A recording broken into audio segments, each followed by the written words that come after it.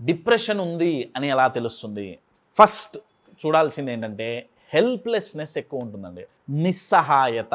అంటే వాళ్ళ state of mind ఎట్లుంటుంది? వాళ్ళ మైండ్‌లో ఏ థాట్ ప్యాటర్న్ నడుస్తుందంటే, ఇక నా జీవితం మారదు. వాళ్ళు ఏ సమస్యతో అయితే బాధపడుతున్నారో, వాళ్ళ లైఫ్‌లో డిప్రెషన్ ఎందుకొస్తుంది? మన లైఫ్ అనుకున్నది అనుకున్నట్టు జరగలేదు. ఎందుకు జరగలేదు? జరిగుంటే బాగుండేది గదా! జరగపోవటం వల్ల నేనిది కోల్పోయాను. ఈ 3 ఆలోచించడం వల్లే డిప్రెషన్ అండి. అనుకున్నది అనుకున్నట్టు జరగకపోతే, అయ్యో! ఎందుకు జరగలేదు అని ఓవర్ ఎనాలిసిస్ చేయటం వల్ల, సెకండ్ జరుగుంటే బాగుండేది అన్న రిగ్రెట్. థర్డ్‌ది ఏంటంటే, ఇలా జరగకపోవటం వల్ల నేనేం కోల్పోయాను.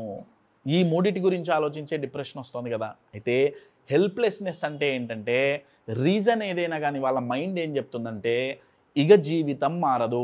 మనం ఎప్పుడూ బాధపడాల్సిందే.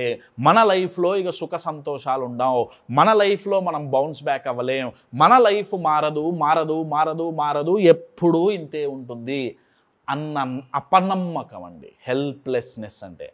దాని ద్వారా ఏమవుతుందంటే హెల్ప్‌లెస్‌నెస్‌లో ఉంటే వాళ్ళకి మారటానికి అవకాశాలున్నా, డిప్రెషన్ నుంచి బయటపడటానికి అవకాశాలు కలిసొచ్చినా, లైఫ్‌లో సంతోషంగా ఉండటానికి అవకాశాలు ముందే ఉన్న రీజన్స్ ఉన్నా గానీ, వాళ్ళ మైండ్ అది చూపియదు.